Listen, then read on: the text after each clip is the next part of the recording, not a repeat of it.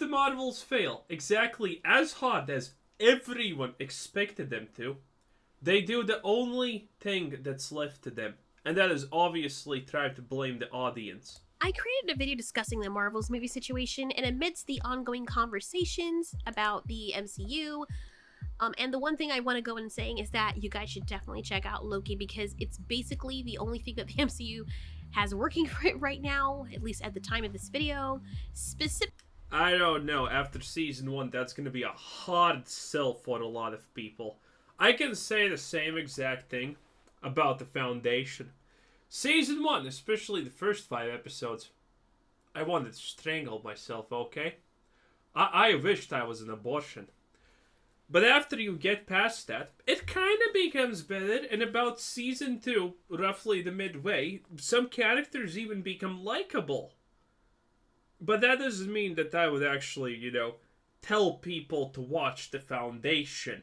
Because it requires a lot of boredom and a lot of effort to actually get as far as I got, considering those episodes are 1 hour each.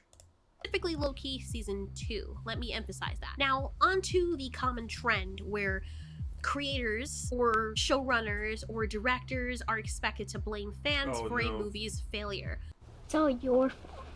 This whole tongue-in-cheek response seems to be the go-to approach when a film doesn't do well. People mockingly anticipate directors and creators bashing fans for the movie's failure. My movie doesn't do well, it's everybody else's fault, and the minority of people who might be saying something that I don't like or agree with. There's never any interest in why the audience might not have liked the movie. What these people fail to remember is that a lot of the people who buy tickets don't really leave reviews, like majority of them. Oh, obviously. These people don't understand where the problem is because they don't see any problem. So, when something that you don't see a problem with is being attacked by other people, you do tend to just naturally get defensive. You tend to naturally just assume that those people are wrong because I see myself nothing wrong with this situation. So this is an understandable reaction. True. Most normal people will see a trailer and think to themselves, gee, I'm not interested in seeing that, or I'd rather see something else. Especially with money being so tight, people have to be very choosy about what they choose to watch. This is especially the case because a lot of movies that have come out of the past years have been trash. So you can't really blame people on being shy and choosy about their money. The quality has gone down for entertainment, and you're asking them to spend more money, not just in money, but also in their time for a movie that more likely, based on the trajectory of how movies have been doing, might suck. Also, Marvel and Disney have not really had a good track record as of late, so you can't really blame people for looking at a movie. As of late? If we honestly remove the start of the Avengers, a couple of Iron Man, and a couple of Captain America movies, I'm not gonna lie, I don't think that MCU has been doing good at all, okay? Honestly, everyone just remembers them being good because, Endgame was good and everything leading up to Endgame was good. But they existed before, they did things before, and all of those things were kind of trash.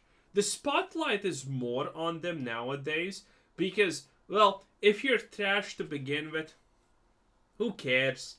But if you make it out of being trash and you're this great, big, ginormous thing that everyone loved, well, a lot more people are going to be pretty upset about the fact that, well, you're trash now again.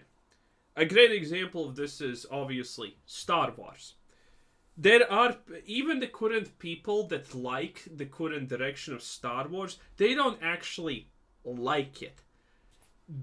They are just of the opinion, a lot of them are literally just of the opinion, well, at least we got something Star Wars, honestly. It's shit compared to everything else that there is. The writing's bad, the lore is bad, everything is bad. But at least we're kind of getting something new. At least the franchise is not dead. Situations like that are way more painful than something that sucked and is and just keeps on sucking, because a lot less people are disappointed. And seeing how all the others did and deciding not to go the route of paying for a movie that might just suck in the end and they get let down again. Now, Guardians of the Galaxy 3 was one of those movies that if people go, or anyone who did actually go to see it, they actually liked it and they would refer people to it. They would refer other people to it and tell them, hey, you gotta watch this. I did the same thing. I told as many people as I could about Guardians of the Galaxy 3 and that they should definitely go and see it. Even the people who hate Disney with a passion, who were ambivalent about this, saw my passion for it and they decided to go and see it, and they were not disappointed. And guess what happened? I don't think there's enough people who hate Disney that much or care about it that much at the end of the day to not see something good when it comes out. The reality also about situations like this is, in my opinion, that it's a little bit overstated and a little bit overbloated. Disney is just a synonym for bad. But it doesn't mean that something good can't happen out of this, and aka Guardians of the Galaxy in general. Again, people are currently saying, "Oh, who wants to see these C, D, E, F, G lister heroes? They're shit, they're trash, and blah blah blah." No one knew who Guardians of the Galaxy were. No one. But they succeeded. Why? Because they're just a good movie. Guardians of the Galaxy are awesome. They're cool. I had no idea who Groot is, who Star-Lord is, who Gamora was. Absolutely clueless. But suddenly we know who Rocket Raccoon is and what they are all about and everything. Why? Because it's just nicely made. Because it's good. I know, shocking, right? Turns out that word of mouth is still more important than you think. Those people went out and took their families and friends to go see it again. Weird how that works, right? Attempting to manipulate Rotten Tomatoes reviews and disparaging the audience doesn't seem to yield positive results. You know, and this has been proven over and over again. Yet they keep on doing the same thing over and over again like insanity. The key to attracting viewers to theaters lies in creating a product that resonates with and is genuinely appreciated by the audience. Labeling the audience with insults and generalizations, especially without this comprehensive understanding of the specific reasons behind each individual's dislike of the movie, all it serves to do is show that you were out of touch and somewhat entitled in handling the situation. And that's what this article on CBR covers. The Marvel's director reacts to MCU films' woke criticism. Okay, I have to be honest, I have a strong aversion to the term woke. It seems to be used indiscriminately now and then, and it's a trend I consciously avoid on my channel. You'll notice, I only employ it in response to someone using it as a descriptor in a question or the subject matter, and then I use quotations to address it. However, similar to the terms racist and homophobic and misogynist, many of these words have undergone a loss of significance. People no longer accord them the seriousness that they warrant, which is... Oh, no, I think the racist, misogynist, and that has also lost almost... Well, honestly, I think those words have lost... If you follow politics even slightly, I think those words have lost even more meaning than the word woke. The word woke currently is pretty much true. It is labeled on a lot of things that are incorrect and whatnot, but it's just another synonym for bad, honestly, at this point. So, the word woke still means things. It means specific kind of bad things. But yeah, it is being misused in a lot of places. But I think it's still way more accurate than any other word that we have here. Is actually harmful. But that's another subject for another video.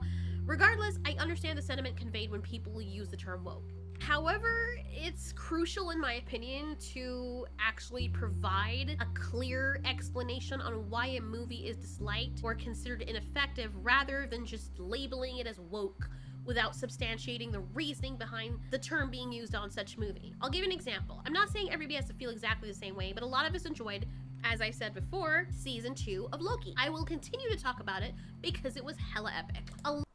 Yeah, but can you consider season 2 of Loki woke? I don't think so. What was there a woman that constantly just, was one-upping him, making him be the not star of his own show, undermining him, calling him stupid, and being the bestest ever for no reason? No, that wasn't that. They did not degrade the character of Loki in season 2 for uplifting some kind of character that's played by a diverse woman of power and color. I still, that sentence made no sense, but I think it kind of, you feel like it does, because the modern day is just so screwed up, okay? So yeah, I haven't watched Loki, Freudian slip. I haven't watched Loki season 2, but from everything I have heard, everything I have seen about it, Loki season 2 is no longer woke. Loki season 1 was woke, ridiculously woke. Loki season 2 does not seem woke, to that extent at least. You know, I don't know, maybe there's still some woke undertones, I don't know, I haven't watched it myself, but everyone who talks about Loki season 2, everything I have seen, nothing indicates that it's woke. Season 1, the wokiest woke of the wokes. Season 2, not woke. A lot of people are of the mind that I'm unreasonable and I hate everything, which only proves that they haven't been around my channel for very long. This channel is about me being a regular girl talking about things I like or don't like, and I am going to be 100% honest what I feel no matter what people call me. Regardless of my personal feelings towards Disney, if they produce a commendable product, I'm sorry, I'm inclined to give credit where it's due. I acknowledge the sentiments of those who have been disappointed by Disney's history, leading them to be hesitant about extending any form of approval. I get that, and I completely understand that perspective. However, like I said in the last video before this one, we talk with our pockets and our money. If we're telling Disney that we're going to boycott their movies when they're trash, but when they actually put out something that's decent, we boycott them anyway, then what exactly are you expecting them to do? How does that make you any different than the... Well, to be honest, there is actually a point to that, and I support that point. And that is, well, we don't give second chances, right? You should, but you know, for this conversation, we say we just don't as a point of principle, right? We don't support second chances. If Loki season 1 is woke and Loki season 2 is not woke, we're still not gonna watch Loki season 2 because you still need to watch season 1. You better just get this garbage out of our face from moment 1, from day 1, from second 1 of making it. It should not be like that in the first place. Because no one's gonna watch a show where the explanation of the show is, okay, so season 1 is absolute woke garbage, but season 2 is no longer woke and it's really good. But to understand season 2, you need to watch season 1. No. I will forsake that show. I will tell people to not watch that show. Because, well, I'm not going to watch season 1 to just get to the good stuff after all of the useless shit. That's just it. People want to have this attitude, because the more you have this attitude, the more you say you're not going to watch anything, the more a company understands that they need to actually make it good in the first place. And the fact of the matter is very simple. Marvel and Disney do everything woke style, but suddenly, for some reason, when things are collapsing, they sometimes do non-woke shit. It's almost like they know how to separate normal stuff from the woke stuff. It's almost like they understand that there's a difference in what exactly the difference is, and they sometimes apply it. So, saying that we will condemn everything that's Marvel, saying that we will absolutely not watch anything that's Disney, is just a condemnation of the woke stuff existing in the first place. The more that exists, we're just essentially saying we're instantaneously not gonna watch it. Because, you know, the moment something good releases and everyone's happy, we are gonna watch it. It's like, dude, I don't care if it's released by the devil. But, you know, if it's good, I'm gonna watch it. Individuals impossible to please who constantly hurl insults no matter the circumstances or the efforts made. We have to be reasonable, and sometimes in certain cases such as this, we have to be willing to leave our emotions at the door, or else nothing will be better. We'll never make progress. And this seems to be the case with directors and showrunners too. They have now become so reactionary and self-absorbed that the minute a few people mention that they don't like their movie, and a few of them just so happen to leave some ignorant comments that have nothing to do with the quality of the film, they just write everyone off who did not like the film as the pick of the day insult, which I think is very elementary. That also just makes it worse, obviously. Now the article goes on to say, These days, it's become common for any movie focusing on women or people of color to be described as going woke, and the Marvels has been no exception. I'm sorry. And I understand the perspective behind labeling movies as going woke, but it's also crucial to remember why this trend exists in the first place. Minorities often find themselves used as pawns or tokens in contemporary films, and they end up as shields for studios to claim that they're not racist. And paradoxically, these movies frequently depict minorities in this negative light. They either assign them to secondary roles or they alter established characters' ethnicity. This secondary roles is nothing bad in my opinion. I don't know. I mean, unless the role exists only because you need to put some diversity higher in there, I don't think that's a bad thing. That, you know, someone is in a second role in general. It doesn't matter if you're black, white, brown, purple, or Brie Larson. It doesn't matter. Secondary role, whatever, as long as it's good. This often results in providing minorities what seems like basically leftovers and crumbs, and changing character colors as a superficial gesture. And this ends up leaving them feeling underappreciated or looking undervalued. Also placing... Now. The Latinx community doesn't actually think like that. The Latinx community is very happy about being labeled the Latin...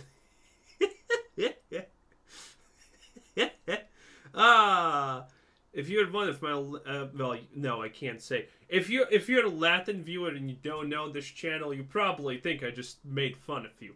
But those who know that that's not making fun of you. Oh, Latinx and all of that stuff. Yeah. When they do this type of stuff, it's just egregious, true. Well, because it's just forced. It's forced for no reason.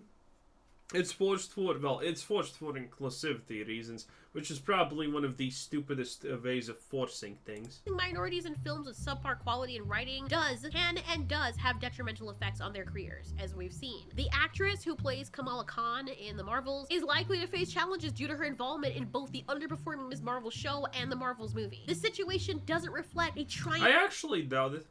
I actually don't think that's going to be the case for her, at least. For diversity. So it's important to note that the people's dissatisfaction, it's not really rooted in the actress's ethnicity. Nobody really cares about that. Rather, it stems from this whole perception that studios are taking a lazy approach, and they think that by just putting in a different ethnicity character or featuring a character of a different ethnicity, that their color is enough to add value to the movie, rather than actually making a quality film like studios used to do 10 years ago. We had already gotten to that point where actors were accepted for being good actors rather than just the color of their skin. Nobody cared as long as you entertained them. As a matter of fact, it went a long way for many communities to see these mighty A-list actors like Denzel Washington, Morgan Freeman, or Antonio Banderas. The current scrutiny towards movies and shows featuring this multitude of minorities stems... Now. Antonio Banderas is honorary white. Okay. He's honorary white. You can't mention it. From the concern that some people, or some of them, believe that a person's value is being solely attributed to their ethnicity. Like, the studios think that that's all people care about. And I get it, many people on Twitter seem to emblazon that character to be the... This is, by the way, understandable and explainable by the fact that Americans are stupid. And I'm not kidding. What's that site called where people are getting polled in mass numbers about very, very common day, everyday things, and the average American is currently thinking that 50% of America is black. You know, stuff like that, stuff like this, forced diversity, I guess it does make sense for Americans who think, wait a minute, 50% of our country is black, and we have no representation? This is like ultra course correction. But it doesn't have to be ultra course correction, because in reality it's only 10% of the population in America are black. But it's just a lot of Americans think and feel like it is 50% black, because everywhere where it's visible, the representation is pushed up to at least 50%. So, you know, it's kind of getting out of hand. the forefront of importance when that's not the case for most people. There's a skepticism about the assumption that the mere inclusion of Black, Hispanic, or Chinese people guarantees automatic appreciation for a genre movie. So the emphasis is on Nice. the need for authentic storytelling and meaningful representation, rather than relying on the diversity of the cast as the sole factor for audience approval. That is the whole point of why people are saying woke. That is the whole reason why people are having an issue. And this whole mindset that, oh, if you just make people diverse, that automatically adds value to the movie. That's not the way things work. And people psychologically never respond to things being fake, or by them being strong-armed into liking something because people are telling them that they should, or better yet, or worse yet, people are putting themselves above them as entitled puppeteers and basically forcing them or peer pressuring them into leaving them good reviews, even if they don't particularly like the content that's being put out. It's giving shut up and open. Oh, I thought it's like my fan or something like that, but no, there's like a weird sound. Dude, I'll tell you, what the hell is with the background music? It's a little bit like off-putting, I'm not gonna lie. That's an actual complaint I have about this video. It's great, but you know, the background music is like sus. Open your mouth and suck my milk maker. Audiences and individuals generally dislike being portrayed as villains or being labeled simply because they don't enjoy a film. It's also seen as problematic when filmmakers resort to this name-calling situation without considering the possibility that their film might genuinely have shortcomings or flaws. Because that can't be possible, right? That's not in the realm of their possibility. It's not in the realm of their little bubble of perfection. They're very self-absorbed, and the woman who was director of the Marvels, she's claiming to be a longtime fan of nerdy stuff and boasting about her ability to brush off all that's probably a lie, as always.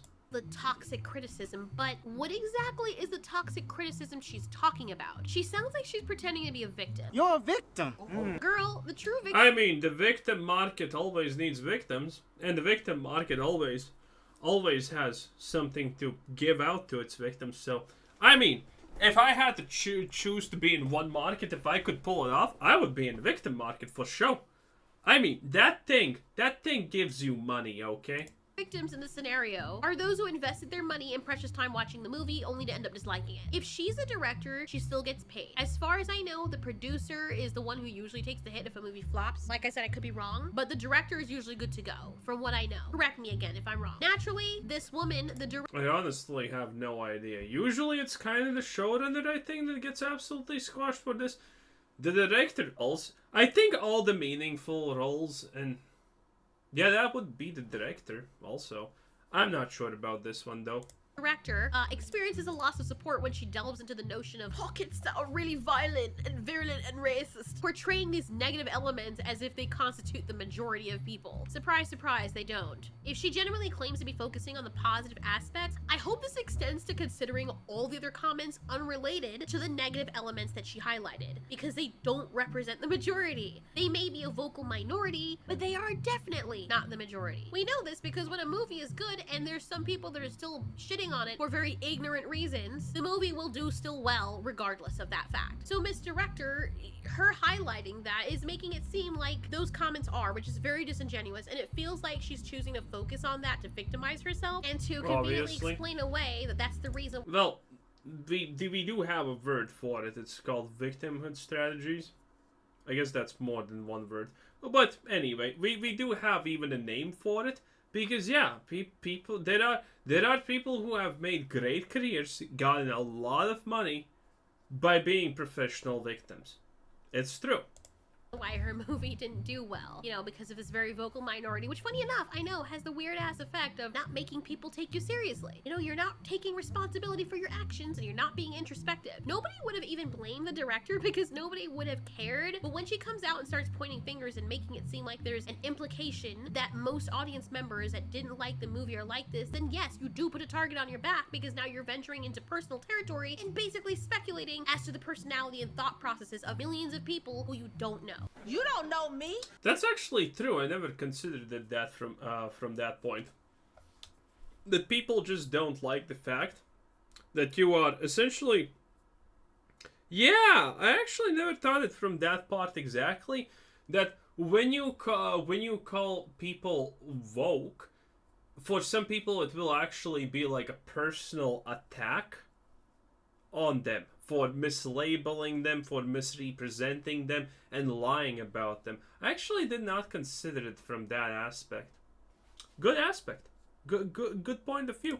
If someone chooses not to see your movie, then they choose not to see your movie. What is the issue? I wonder if these directors ever asked themselves how they would feel if they went to someone's show, or better yet, they chose not to go to someone's show. And then the person who runs the show saw them in the street and called them out of their name for not coming to see their show and not spending their hard-earned money to go and see something they weren't interested in. How would they respond to that? It's like these Hollywood elite people have no idea how to be human, or they're just completely forgotten. Even if you took away the ability to leave reviews, movies would still flop, and you know why? Because back in our parents' day, they didn't have Rotten Tomatoes and all that stuff as far as I know. It was word of mouth and money and trailers, and movies still flopped. What do you suppose those directors then blame the lack of their success on? The whole thing is pretty stupid, and it's really good that audience members are waking up to this and holding them accountable. No matter how loud and annoying these directors shout about how the audience are mindless and racists, or they have a problem with the director, the actors, and that's why their movie didn't do well, it's certainly not a good tactic to get people to want you. Who has a problem with our girl Brie Larson? My wife, AK. No one. That's right. No one. Anyway, that's it for the video. That was Altori. No, outro screen? Okay, that's cute. Altori. Good channel, good stuff, fun. I like it. 10 out of 10. Loki became a god tier anime real quick, season 2 finale. Also, you should probably watch this video. It's really good. It's really good. Anyway, this was Kuzer Sid saying, thanks for watching, subscribe if you haven't already, and have a nice day. Bye-bye.